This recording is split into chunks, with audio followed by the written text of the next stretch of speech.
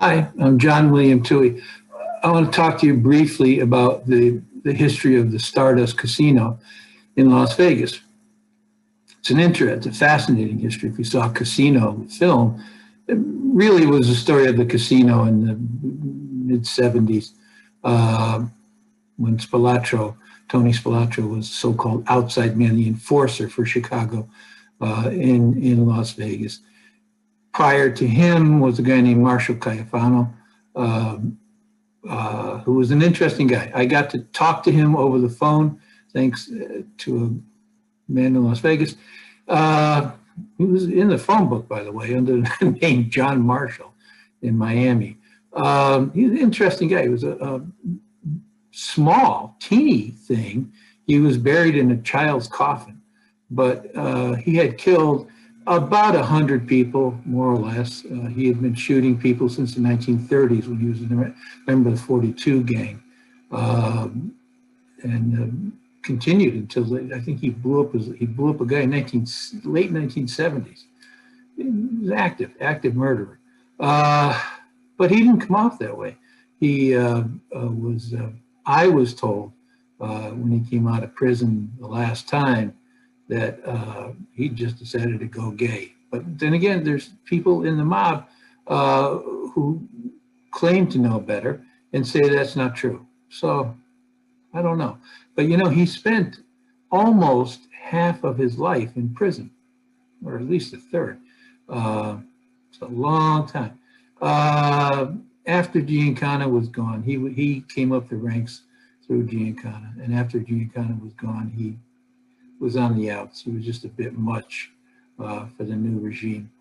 But anyway, he was the outside guy in Vegas in the 1950s.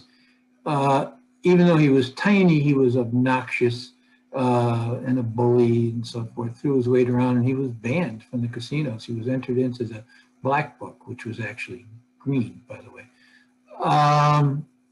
So in 1955, is a remarkable character named Tony Conero, Tony the Hat, Tony the Rabbit. He was a California guy, had a remarkable, if you ever have a moment, I'm going to spell it out for you, read about him.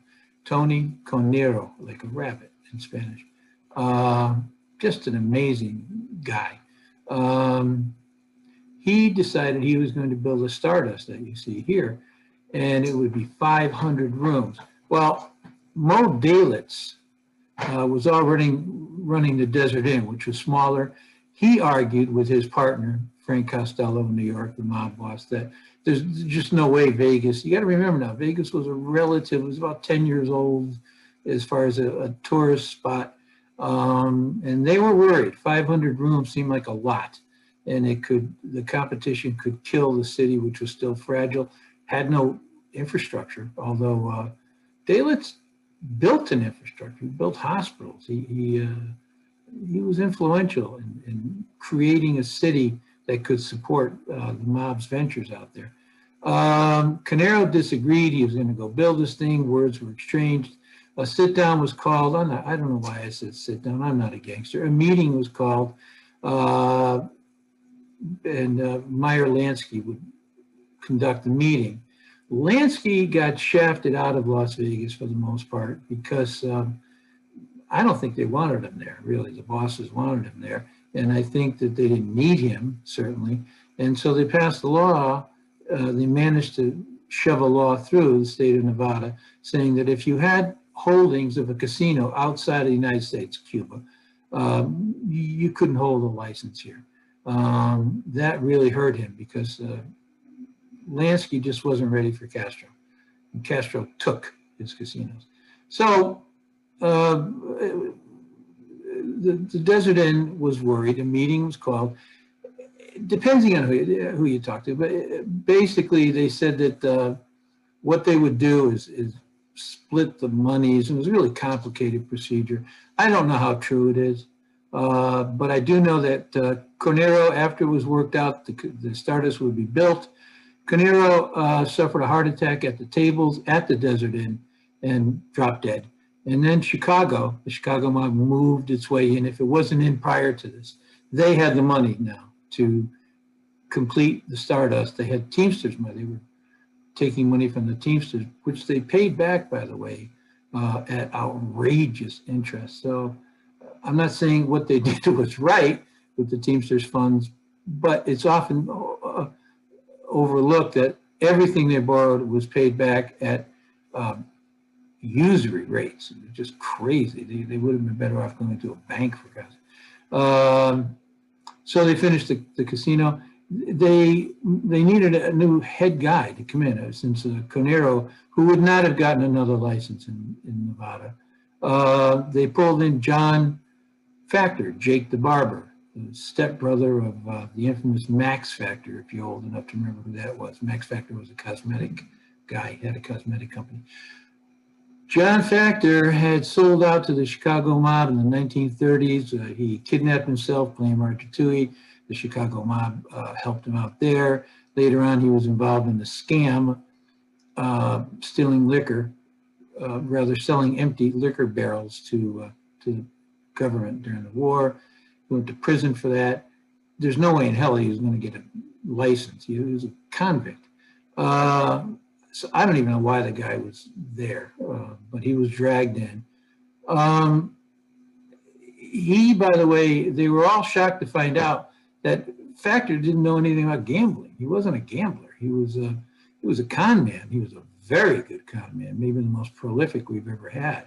He stole probably in or about $100 million. That was in the 1920s in England.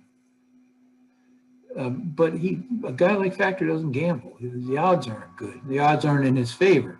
So he just, they were shocked. They had to explain how poker was played and so forth.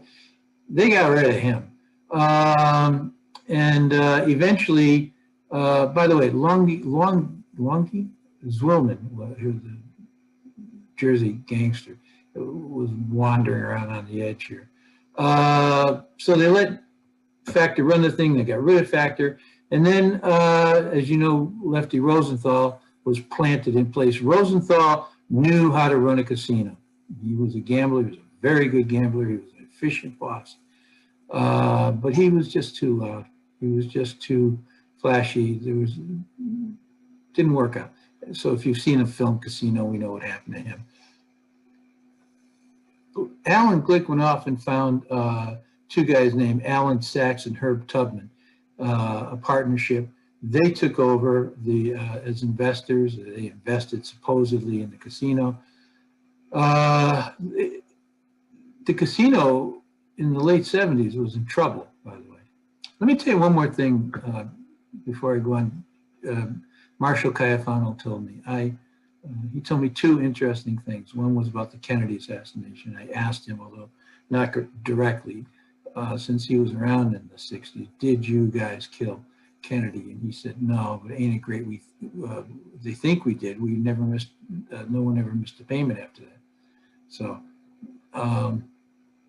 Cayafano, by the way, was slick. He wore expensive silk suits. And, not a Dems Dare Dos and D's guys.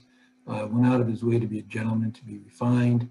And I have to tell you, I enjoyed our conversations, long telephone conversations, wherein he managed to talk about everything except anything specific. He kind of yelled at me once when I asked just one too many times about mob guys. He just wasn't going to even, somebody knew in passing. He wouldn't talk about it, but he'd love to talk about the restaurants and the bars in Chicago and blah, blah, blah. But anyway, the other thing he told me was that he said, the FBI was, the government rather, Treasury Department, so were so convinced these guys were stealing everything they could and taking it out the back door of the casino, and they were. He was right about that. They were robbing it blind. But, I mean, how does a casino lose money? But as he pointed out, what they were also doing is bringing money in the front door. They were washing money. I mean, they had millions, hell, probably hundreds of millions of dollars, and they couldn't use it. The government would ask where it came from. Well, this is a good way to explain it. So they brought it in. The outside guy, here's an example of where they put their money.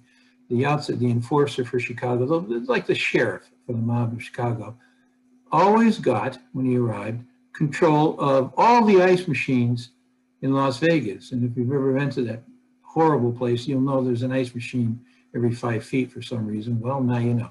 So they got the proceeds from that. But so it surprised me that he said they were sneaking money in the front door to wash it and clean it and run it through the system, and they get paid. So Sachs was a Chicago guy. He was a gambler. He ran the Jewish contingent. He was a part of the Jewish contingent. Ran big dollar poker games on the West Side under Lenny Yaris and Lenny Patrick. He opened up the Royal Nevada, which, complicated story, eventually became the Stardust, and Conero jumped in the middle. Alan Glick became the manager, left the Stardust, became the manager of the Aladdin, remarkably enough. After all the thievery that went on there, he went to another casino in 1977. Sachs and Tubman were not terribly discreet, and they were constantly under investigation, and they constantly screamed that they were innocent, that they were victims of an aggressive government, but they were stealing. So they owned it under a company called the Trans-Sterling Corporation. They owned the Stardust under that name. They were tossed out in 1984. People just had enough. They were fined $3 million as part of the agreement to surrender ownership of the casino. And as you'll see in the film that's going to follow us here, the Stardust was finally demolished, I think, in the 1990s or something. It had just, at that point, 500 rooms was a joke. I mean, some of these Caesars, the new Caesars, has got to be, good Lord, hundreds and hundreds and hundreds, 1,000 rooms perhaps. So that's a brief story of the Stardust Hotel. In my opinion, probably the most crooked institution in the history of Las Vegas. And it signified everything that's wrong, really, with our society. I mean, the mobsters ran it, greed, theft. And as I always say, these are so bad because the next time you're sitting in traffic, because there's not enough roads built, it's because these clowns decided not to pay their taxes to get another road built, but you pay. So now you know a little bit more about the Stardust. I hope you enjoyed it.